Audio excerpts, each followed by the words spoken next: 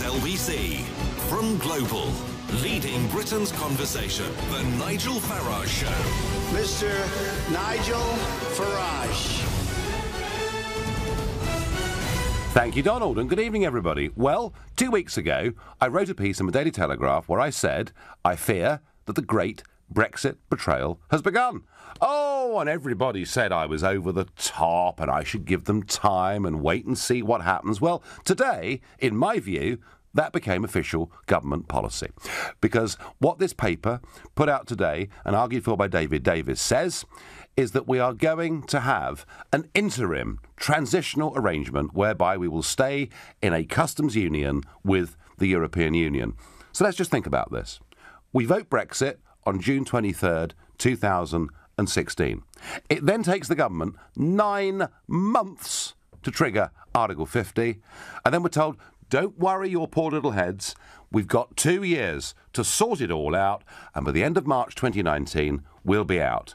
Now we're told, oh, well, actually, chaps, there's going to be another waiting period.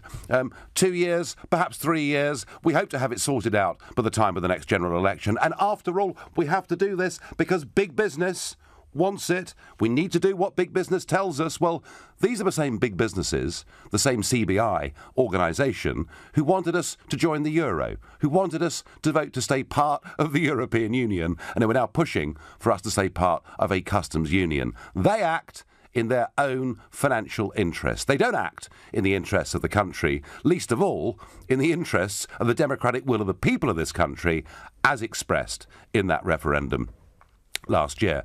And I feel that another couple of years, if it's that, it could be very much longer.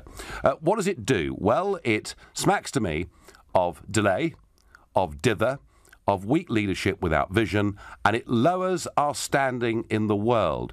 Look, after Brexit, we had countries queuing up. We've had Japan, we've had India, we've had Australia, and of course, the United States of America, saying, come on, guys, you're going to be free of all of this. Let's talk, let's do trade deals.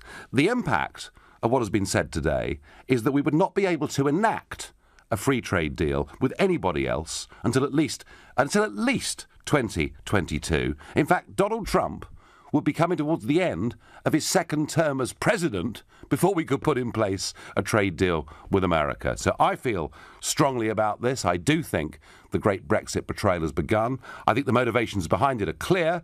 It's about bringing together a Conservative Party that is split, riven asunder on this issue. I think they're more worried about their party than they are the country, and how many of you voted in that referendum last year. But of course, the point of this show is not just for you to agree with me. You may well disagree with me, fundamentally disagree with me. So please tell me if you think I'm getting it wrong. Tell me if you think this is pragmatism on behalf of the government or the start of the great Brexit betrayal as I see it. Whatever your view, call me please on 0345 6060 973. You can text in to 84850. You can tweet at LBC using the hashtag Farage and LBC. And of course, you can watch us live on Facebook. And I'm going to West Wales, to Pembrokeshire, to Mark. Good evening. Good evening, Nigel. Nice to speak to you. Well, nice to speak to you. And how do you feel about today's announcement, Mark? Infuriated. Absolutely infuriated. Yeah. I have to say this, Nigel. I've got to bring this up really anyway. When the Brexit debate was going on way back now, before the referendum result was coming, we all thought that we were going to leave. There was no doubt about it. And I used to listen to John Gaunt, and he was pretty sure, yeah, we're going to leave. Mm-hmm. Then the polls, and then one day, because I was smitten really with an idea that I was going to put £1,000 and leave. But they kept on talking then that this could be rigged. So I chickened out and I just left it. So I lost out on that big time. You did. But the thing is, yeah. But the big problem I had was I never believed from that day forward would they ever do Brexit. And I followed you when you got involved, and I heard you speaking and things like that. That really gave me motivation, and I've been motivated ever since. But of late, I've started to believe that, well, Tony Blair coming back, then David Miliband, and I said, why, they're all getting together now. But the thing is, I never believed for one moment he was leaving. Where was it that you believed that they would actually carry the will of the people. Well, Mark, let's ask the question, are we going to leave the European Union? Yes, I think we are. I think if we were to be kept officially legally in the European Union, I think there would be a political rebellion in this country, the likes of which had never been seen. And I think that the leadership of the Tory party and Labour parties know that. But what I worry about, Mark, is that we'll leave in name only. I mean, after all, if this interim arrangement, this new transitional deal, means that for that period of time we go on paying contributions, we go on perhaps with open borders or something like open borders, and the European Court of Justice can still have a say over how this country is run, we'll ask ourselves, what on earth was the point of voting leave if effectively we're still there? So that, Mark, is how I see it. Wouldn't you believe as well, mind you, that this is playing out to get another election in, another government in, to change the policy and the practice to leave the EU completely? Because I don't believe for an instant that they have any intentions of leaving us be. Well, Mark, we'll have to see. This will play out over the course of the next few years. All I can say is, with every month that goes by, I, like you, Mark from Pembrokeshire, become more and more infuriated. Andy in Cardiff. Good evening, Andy. Good evening, Mr. F. How are you? I'm very well. Now, you're one of our regular callers, Andy, and a keen student of all of this. Have I got it right by saying I think the great Brexit betrayal has become official government policy or not? I think you're absolutely bang on the money. My question to anybody that says it's not is, why on earth did the EU, after saying we will not negotiate with anybody apart from the UK, then start having tea and coffee mornings with MPs that were clearly anti-Brexit?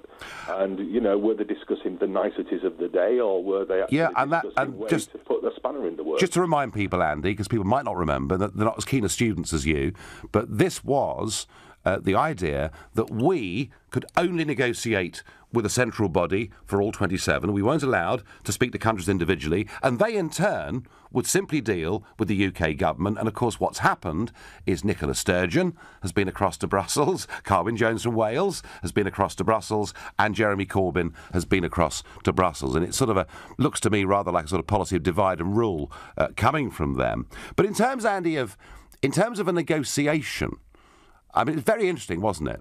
That there's David Davis saying, look, we want to be really reasonable EU, we want to effectively extend these arrangements, and absolutely slapped down immediately by Guy Verhofstadt in the European Parliament. I mean, I just get the feeling, Andy, my view is we're dealing with very unreasonable people.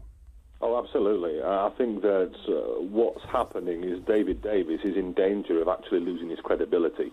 And he's actually trying to overcome that by saying everything's going okay, we're actually achieving X, Y and Z, and it's going smoothly. And then you've got Guy Verhofstadt and his cronies on the other side of the table saying, absolutely not, it's not going right, things are going really badly.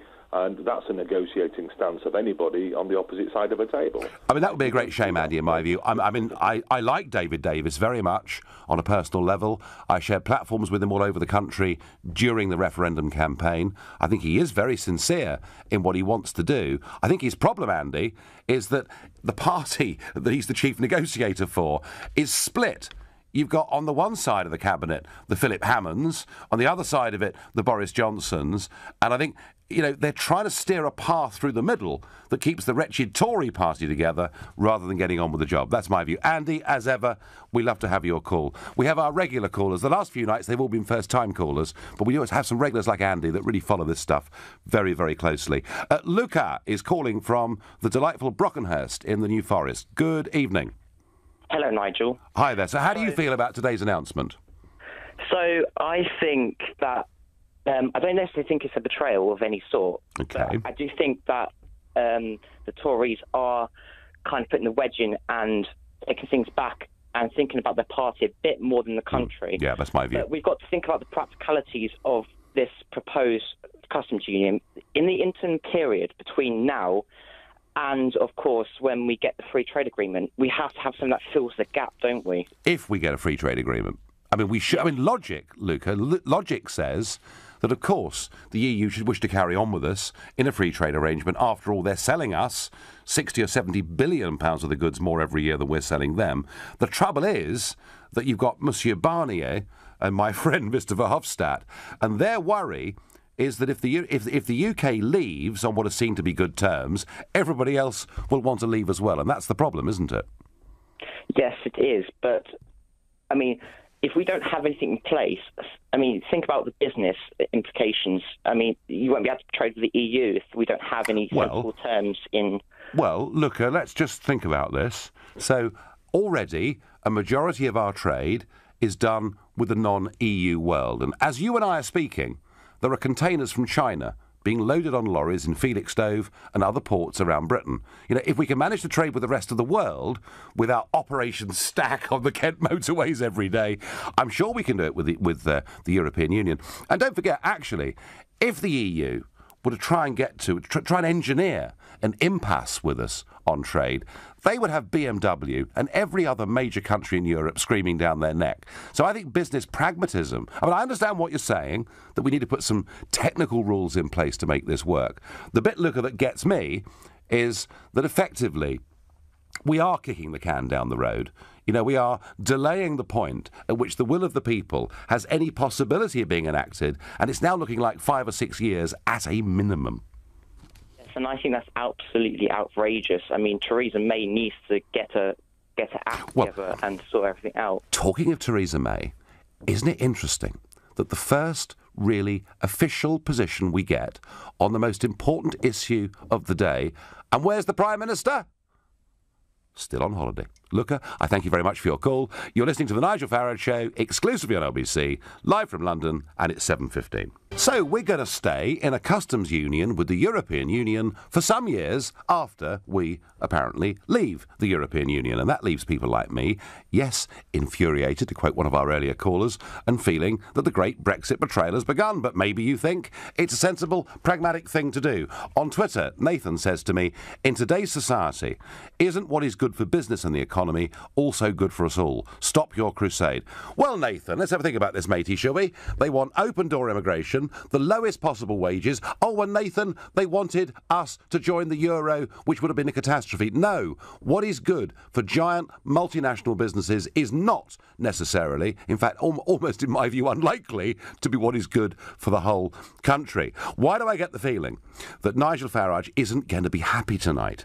Does he worry about having a soft Brexit, says Mark on Twitter? Well, I worry that we're going to finish up with Brexit in name only. But I get by text, Nigel, I couldn't give a damn about what big business think. All they care about is their bottom line, not our historical right to govern ourselves. Mr. Farage, when will you get it? The UK will never leave the EU, says Jimmy. Jimmy, believe me, it will. It will. It's just going to take, I'm afraid, a bit longer than perhaps it should have done. Janet says to me on Facebook, I don't want anything to do with the EU. No customs union. Get us out, she screams. And I suspect she's reaching for the drinks cabinet as I speak, because she's had enough. Pamela says, oh, for God's sake, why don't we just walk away now on our own terms? That is getting more tempting, Pamela. And actually, I have to say that when I'm out and about on the street, increasingly, I sort of stop at the petrol station or whatever it may be, that's what people are saying to me. You know, why are we waiting? Why is it taking so long? And what the government did today was to make sure it's going to take a hell of a lot longer. Tony from Wimbledon is my next caller. Good evening. Hello, Nigel. How are you? Well, I'm a little bit upset today, but I say that. I'm not surprised, Tony. You know, I wrote this 2 or 3 weeks ago. I felt there was a Brexit betrayal going on, and it's now become official government policy. Well, I'll start off by saying it really is a pleasure to speak to you, and I say pleasure as someone who voted Remain, but also recognising the fact in terms of what you've done, you know, what you've personally done in terms of bringing us to this current position. Now, when the campaign itself was run, I don't want to revisit the campaign and re-debate it, but when it was run, people said that this is going to be complex and it's going to be hard and it's not an easy thing to do. But I remember you clearly saying, you and others saying, you know, we'll get our freedom back, you know, we'll be in control, and it's something we can do very, very quickly and easily. Yes. I think the reality, and what's becoming very clear, is this is not an easy thing to do. This is incredibly complex. This is one of the most complex things we as a nation are ever undertaking. And that's the reason why, even though the people leading Brexit, the likes of David Davis and the likes of, Liam Fox and all those Brexiters, they want us to leave. And yet, even with that passion and that verve, they want us to leave, they're doing things like these transition deals, which just shows the complexity of what we need to deliver. Well, so, Tony, there is a lot to this. Can I just make one question to you? Go on. Do you accept that this is incredibly complex and this may actually take 5+, 10+ years before we actually deliver it? Are you willing to accept that and say that to the nation? Tony, imagine that we were a giant business and we were employing huge numbers of people and we had, hundreds of thousands of shareholders that we had to account to. And there was, for reasons, unexpected reasons, a dramatic change in our trading conditions. The argument would not be coming from the accounts department that this is all desperately complex. It's going to take us 5 or 10 years to sort this out because you go bankrupt. And I'm afraid, Tony, yes, of course it's complex, but more important than that, it's important. It is the most important thing we're going to have to do in our lifetimes. But the argument that it all takes forever. Cameron telling us, oh, well, of course, and a new trade deal could take 10 years or longer. Interesting, isn't it? It's all about attitude, Tony. It's all about can do or not. And when you see that Australia, for argument's sake, negotiated a trade deal with the United States of America, the negotiating phase of which took 10 months from start to finish, you begin to understand that the argument we get from professional bureaucrats and career politicians that this should all take forever, frankly, isn't good enough. And, Tony, I repeat my point that it was 9 months from the day we voted Brexit before we even triggered Article 50. There's a 2-year period, during which Article 50 gets dealt with, and now they want several more years. Tony, it just isn't good enough. Please do let me come back on this, Nigel. I'm letting you. So it's a good analogy you've used, except it's highly simplified, and B, it's unrealistic. We are not an organisation. We're not a company that has an accounts department. We're an incredibly complex country with different rules, regulations that we need to abide by. We don't just report to we don't just tell the accounting department what to do. We have to satisfy the needs of a myriad of different requirements. And your whole point around how long it takes to negotiate a contract, yes, in some cases it's taken a few months to a year to do, but in reality, the average deal takes years to negotiate. So I think you need to be honest with the people. A lot of the people listening to this call listen to you, and they use you as a guiding star, North Star. Well, Tony, if your points are right, Tony, it's not as easy as you've made it sound. But I worry, Tony, hang on. I worry that what actually is happening, what really is going on, is that complexity is being used as an argument by many in our political class to try and delay this forever and effectively stop Brexit from happening. And there are, voices out there, the Vince Cables of this world, and some in the Labour Party, being very clear and saying, we don't want Brexit to happen at all. We feel there's now a chance for us to stay in. Tony, I thank you very much for your call. And Tony making a very good point that this is not straightforward. It's not easy. But I do not see much vision from our government, let alone, and all we've discussed so far is the EU. We'll talk in a little bit about the rest of the world, perhaps. Elizabeth in Shrewsbury, good evening. Good evening, Nigel. I think that those of us that voted no, the first round of what was supposed to be just a common market, yes, remembers that this country is actually great. Yeah. And I think that what Theresa May et al. Have tried to do as Remainers is go against the wishes of 17.4 million people. Yep. Now, Vince Cable insulted us by calling us recently the equivalent of jihadis. He did, didn't he? Yeah. Yes, and I took great exception to be called a murderer because I wanted my country back. Yeah. But I think that the Conservative Party need to remember who their masters are, and that is the voters.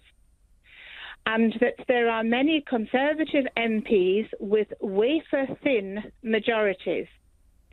Now, if they try to do this, however many sound bites they put out from Philip Hammond or Liam Fox or Theresa May from her 3-week walking holiday, I predict that if they do not follow the will of the British people, there will be uprisings in this country the like have never been seen.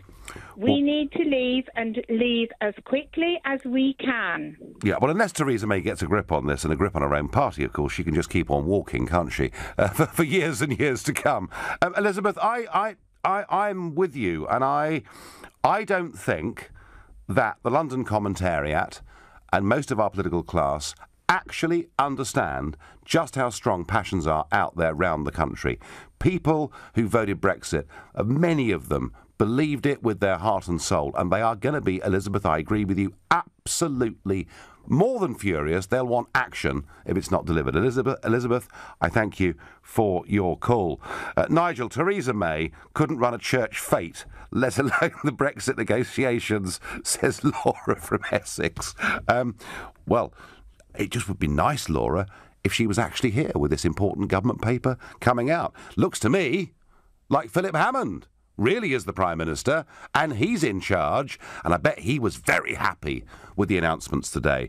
And as for Brussels, well, most people in Brussels, of course, are on southern Mediterranean beaches, but those that were in the European Commission building today, I bet the pubs are doing a roaring trade in Brussels tonight. They have got the whip hand over us. They are calling the shots at every stage of this. Now, Jan thinks on Facebook that David Davis is doing this just to show that we're coming across as fair and reasonable in the knowledge that the EU won't accept this anyway. Jan, you may be right. I hope you're right. But, you know, Yanis Varoufakis, who was the Greek finance minister, the man who famously walked up Downing Street wearing a sort of leather donkey jacket, a way-out Marxist, and a believer in the European project, wrote a book that was published earlier this year in which he said there is no point negotiating with these people. These guys are bullies. These guys always want to get their own way. So the longer this goes on, the more the calls there will be in this country for us simply to walk away and trade on, you know, with tariffs being charged both ways and get on with it. And I did talk about, and I want people to think about this, I feel that what's happened today is our standing in the world has been diminished. Why do I say that? Because in the wake of Brexit, we had all these countries from all over the world queuing up, wanting to do business with us, and we've said today, we're not serious about that. We can't start trading with you freely now for many years to come. And you know what they'll think? Why should we bother with the Brits? 1 minute, they tell us it's game on. The next they say, oh no, you're going to have to wait several years. I think this reduces our credibility and our standing in the world. You're listening to The Nigel Farage Show, exclusively on LBC, live from London. It's 7:30. Well, David Davis is out there today telling us that we have to stay in some form of custom union for years to come after we've officially left the European Union. I'm not happy about it. I think it is part of the great Brexit betrayal. Others think perhaps it's a clever negotiating tactic. Others think maybe it's the pragmatic thing to do. But a quick comment if I can. We covered and we debated extensively on this programme the Charlie Gard case and the terrible situation that Chris Gard and Connie Yates, his parents, were in. And today there is an announcement that the £1.13 million that people donated to set up, money to try and help Charlie go to America to get treatment is now being turned into the Charlie Gard Foundation to help other children with rare diseases. And I think that's a very fitting thing for that money to do. And more than that, a statement from the parents says, we also intend on becoming a hub of information for parents who may find themselves in a similar situation like ours. There needs to be more clarity for parents about parental rights when it comes to making life-saving decisions about their children. And that, I think, is an incredibly brave thing of them to have done. They're basically saying, if you get caught in the trap that we found ourselves in, please get in touch, please talk to us. And, good for them, because at the end of all of that, and we said all through it that none of us medically were frankly qualified to speak about this case. But at the end of the day, it was about parental rights. And I still think they should have been able to take their child to America 6-8 months ago. I'm not saying it would have worked, but I do still feel it was their right to do so. Back to the great Brexit debate, and all sorts of comments coming in. Some of them are even clean enough to read out on live radio. Brian from Exeter says, are you going to get engaged in politics again, or are you going to just stick to doing your radio show? Brian, I'll give you the answer to that before the end of the show. This is becoming the kind of Brexit that nobody wanted and nobody voted for. We need a general election soon, or better still, a new Prime Minister, says Stephen in Birmingham. Well, I don't think the public are in any mood for another general election. Honestly, I don't. And Cecil makes a great point on Facebook, and it echoes one that we heard earlier.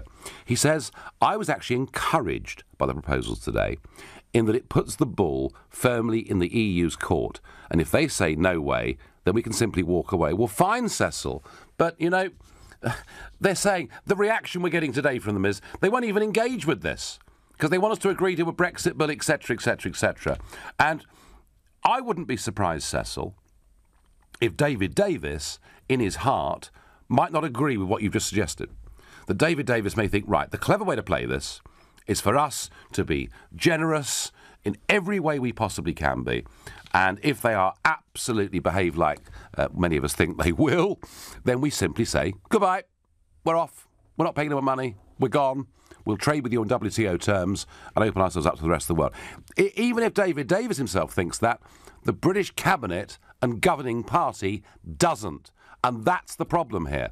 The real problem to getting clarity over Brexit is that actually the majority of the Conservative Party in the Commons, not in the country, but in the Commons, never really wanted us to leave. And that's, I feel very strongly about that. Jim from Pontypridd, good evening.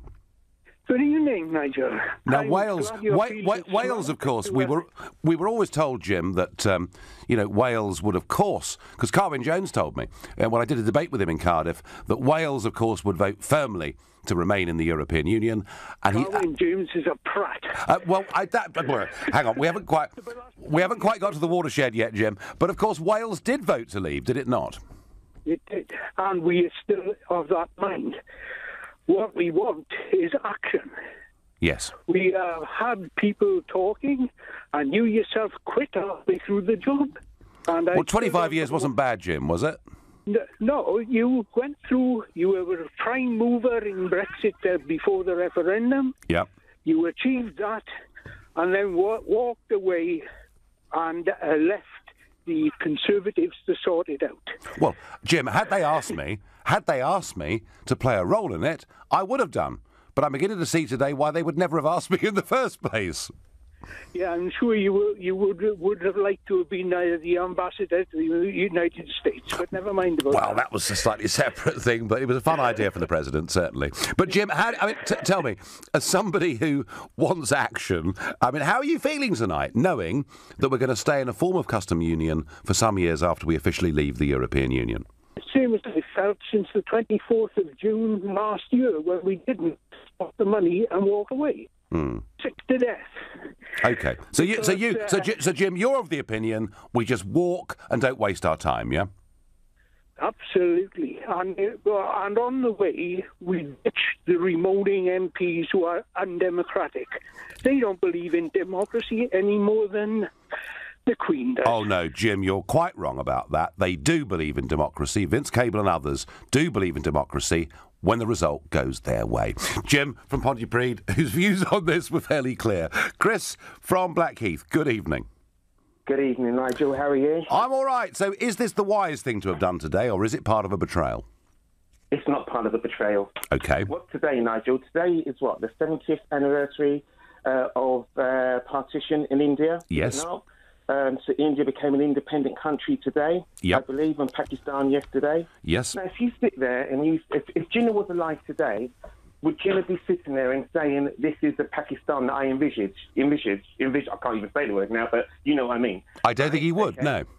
Right, exactly. So, Nigel, you're in a position of being able to take your disciples with you and say, look, guys, slow down. We want the best for the country. But instead, what you're doing is you're stoking the fire, you're stoking the flames and saying, oh, it's a betrayal, it's a betrayal. It's not a betrayal. We had this conversation about 2 weeks ago. Actually, Chris, let me just say this to you. I was very frustrated that it took 9 months to trigger Article 50 when David Cameron had told us it would be triggered immediately.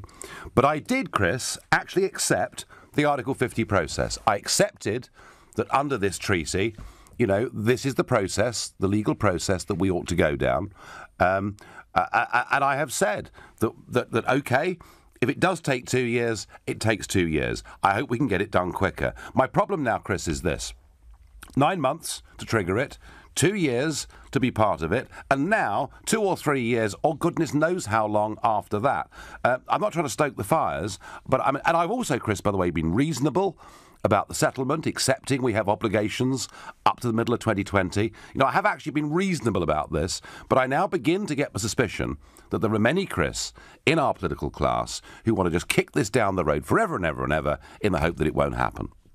Okay, can I come back now? You certainly can. Right, okay, so you mentioned earlier on, I was in Sainsbury's at the time, and I'm now cooking the dinner in the kitchen. Right. You mentioned earlier on, okay, so if my wife comes in and has a pop at me, just mute it, okay? Right, but you mentioned earlier on that if it was a business, yep, we wouldn't have done this. Business and politics are two separate things and never the twain shall meet. Hence, that's the reason why your friend in America is having such a problem, because he tries to run the country like it's a business. You can't do that. And at the same time, as what you said there about, I've been reasonable, you can't be reasonable with politics. It takes a long time. You can't rush things. Well, why is it, Chris? Why is it, Chris? I mean, and I've heard the arguments about complexity and how difficult it all is.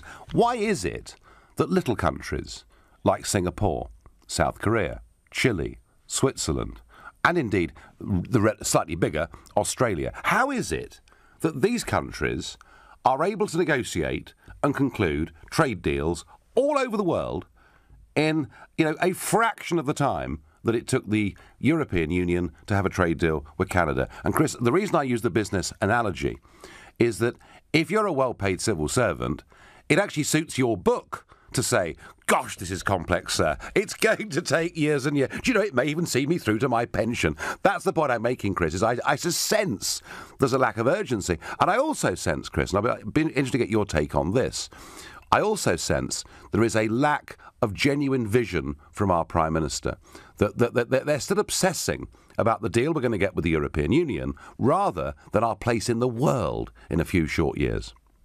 I disagree with you there. I think because you are not privy to the information that they're privy to, you're just telling it from a small point of view, a very minute, tiny point of view. Well, I don't know about that. More than what you do. No, Nigel, and I'm not being honest. Normally, I can, and I've told you before I can't stand you, but I like talking to you. God knows the reason why. But I'll tell you this. I should be doing counselling, perhaps, shouldn't I, Chris? Well, I don't. Not for me, honestly. I can see it now. I'd come out voting because I'd say remain 10 times. I'm enjoying this. Do go on. So what I'm saying is this. This is our country. We had the athletics the other day. We are a united country, but if you're going to tear us apart, or you're going to be one of the proponents who will tear us apart, if you want this to be rushed, it cannot be rushed. And everybody sits there and says the will of the people and all those old cliches. Okay, I don't want us to leave, but if we are going to leave, let's do it the proper way. Right. And you should be there, champion that. Let's do it the proper way. Chris, I want it done the proper way, and they're now delaying, and I'm pretty hacked off with them. Chris, a pleasure, as always, to have you on the show, and Chris makes the point, this is our country. I agree, Chris, and I want us to govern it. I really do. You've been listening to The Nigel Farage Show, exclusively on LBC. It's now 7:45. We're staying part of a customs union deal with the European Union for many, many years to come. I'm not happy about it. I see it as a betrayal. Some others think it's a good idea because business wants it. Some think it's a cunning plan. Though actually what Davis wants to do is to show how reasonable we are so that when they reject it, we can simply walk away. And I've made the point, even if David Davis himself wants that, I can't see the British Cabinet actually ever doing it. Interestingly, though, what about Labour? Fred asks me, is Jeremy Corbyn happy the Brits are being stitched up again? Well, Fred, it's very interesting. The Labour Party have been pretty quiet on this today. Chris Leslie, late last night on Newsnight, saw this as a good sign, the government paper. He hoped we could begin the reversal of the whole Brexit process. And Keir Starmer today, and indeed the International Shadow Trade Minister, Bill Esterton, have been, shall we say, vague on where they stand on the customs union. So the Prime Minister is on holiday, and Her Majesty's loyal opposition are, at best, vague. I get a very interesting one here. Nigel, I've given up my bridge evening tonight to listen to you, as this is the most important piece of strategy the government has voiced. It is, all of which makes it the more surprising that the Prime Minister isn't out there leading the charge on this. Are we between the devil and the deep blue sea? Both Tories and Labour are Remainers, says Brian in Plymouth. Well, that's what the referendum exposed, wasn't it? It was the gap, the gulf between the political class and ordinary people in this country. And let me tell you something, that hasn't got better. In fact, the numbers of people who now want Brexit to happen are way bigger than the 52% who voted in that referendum. Hi, Nigel. Davis has set out his policy today, but what is the EU response to it? Well, Andrew on Twitter has sent that. Basically, Verhofstadt has said, you simply can't have it. And Barnier's department have said, well, we're not even going to talk about trade until you've told us how much how much the exit bill is going to be from the European Union. So, however hard we try with these people, in my view, they are very, very unreasonable. Others take a different view. Jeff, who on Twitter identifies as part of the 48%, says, when will you all realise the only ones to benefit from Brexit are the rich elite that the people hate? Well, Jeff, my view is that you're looking through the wrong end of the telescope. It is actually the rich established elites that would have done anything they could to keep us as part of this union. Kevin in Bridgend. We're heading to South Wales again and again tonight. Kevin, good evening. Good evening, Nigel. So I did like the last caller's comment. I can't stand you, but I enjoy talking to you. I know. Well, I mean, I'm not sure whether that was a victory for me or for talk radio or actually for the democratic process. Because isn't the point of democracy that rather than physically fighting each other, we talk to each other? And the worry is that when you take democracy away from people, that perhaps they might turn to other means. So we're going to try and keep it clean, Kevin, and we will with you as well. Yeah. It's true, but I have a problem, because on the balance I am a slight Remainer, but now, post-referendum, I am absolutely a Remoaner. And really, my complaint is the referendum was effectively a fundamental change of the Constitution, and as such I would have hoped for a far higher threshold than a simple majority. America's got more stringent rules, and most companies in the world operate on a higher threshold. Yes, and I mean, don't get me wrong. Kevin, I get the point, Kevin, but surely that argument should have applied back in the 1970s, shouldn't it? Well, it was higher the percentage anyway. But yes, I think it should. But I was too young to vote at that time, so I didn't. So, but my point is, Cameron made a fundamental mistake, right? He did make a mistake about the whole thing. Nobody really practically thought that this campaign would end up in a Brexit. Congratulations to your campaign. Congratulations to Boris's campaign. Absolutely brilliant strategy. You won. You did win the vote. Now that we're at this position now, the people who didn't vote, and there are a lot that out there, who are absolutely desperate that they'd like another referendum. Now, I know that 34% of the population needs another referendum, but we don't know where that balance of vote goes. Now, everybody who has won this referendum, i.e. Brexiteers, says, oh, we can't have another vote, we can't have another vote. There are the rest of us, the Remoaners, if you like, and I dislike huge amounts of what the European Union represents. I'm not blind to this, but I would really like to see what people would vote now. My well, Kevin, we do have some polling on this, and YouGov particularly has done a lot of work on this.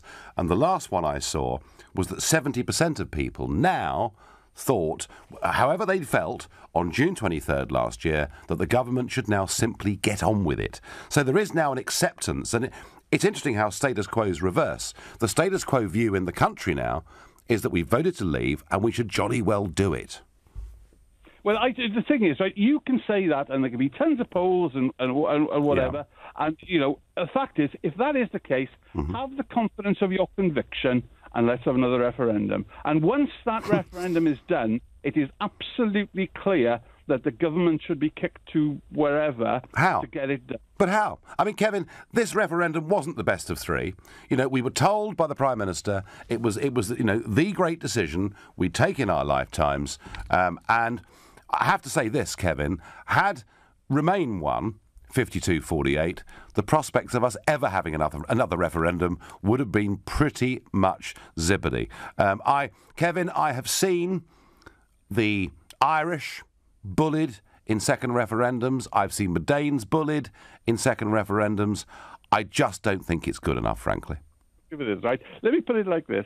If the vote was 52-48 to remain, what would be happening now is Boris and yourself would be absolutely in Europe demanding everything left, right and centre to change, because it is very plausible that we could have had a Brexit vote.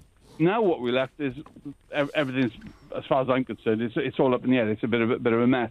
If it was possible that we could have left the European Union, we could have made a better European Union. Unfortunately... Well, we tried, Kevin. We did try. We did try for 40 years to reform the European Union, and Mrs. Thatcher tried, and it cost her a job. Tony Blair tried. He failed too. Kevin, I thank you. A passionate Ramona. Dave says the great Brexit betrayal has started, but the Tories are deluded if they think they'll get away with it. Michelle says, unfortunately, we aren't going to leave the EU. Most of the politicians don't want us to leave. No, Michelle, we're going to have to force them somehow. Peter says, so sick of this all being drawn out. Actually hearing we might change our minds in 3 years and have another vote makes me sick. Grow some and get out. William says, Ramonas think we're not leaving. Ha ha. They're going to be so disappointed. Actually, William, there are more Brexit voters that now think we might not leave. So cynical are they about our political leaders. Tolga in Enfield, good evening.